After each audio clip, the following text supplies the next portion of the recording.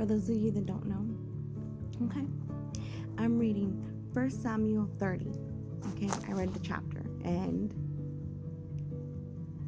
okay, there's a lot that's happening here, but the part that just touched my heart was from verse 26 to 27, and I'm not going to read it because it has a lot of the city names that I don't know how to say. Okay, but basically this was when Saul was going to fight against the Philistines, and David had been living among them because Saul was pursuing him. Okay, and so they went out to meet for battle, and then David was going to fight on behalf of the Philistines. But then the lords, or the prince of the Philistines didn't want him to fight on their behalf, because he was like, well, what if we're like in the battlefield and then he just like betrays us and then kills us, and this is going to be the best way to get back on Saul's good side.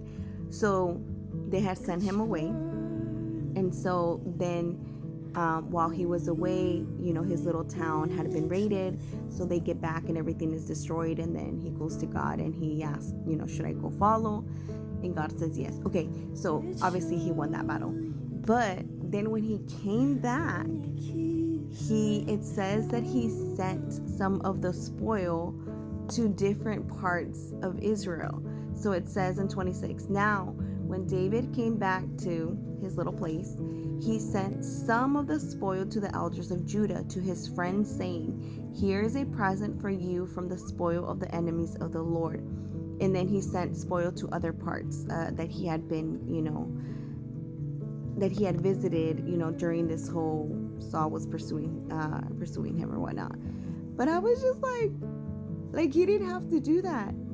And so to me, that just reiterates, when God blesses you, it's not meant for you to be stingy and to keep it to yourself. It's meant for you to also share and be a blessing to others. But he literally did not have to do that.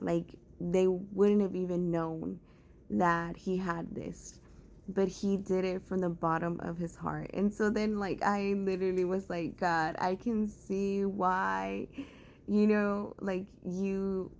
it said that he was a man after God's heart. I could see why he had so much favor from God, because how many, even in this same story, some of the troops had stayed behind because they were too tired.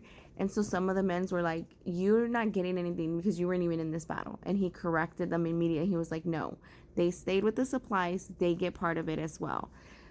You know what I mean? So it's we already in nature are like that.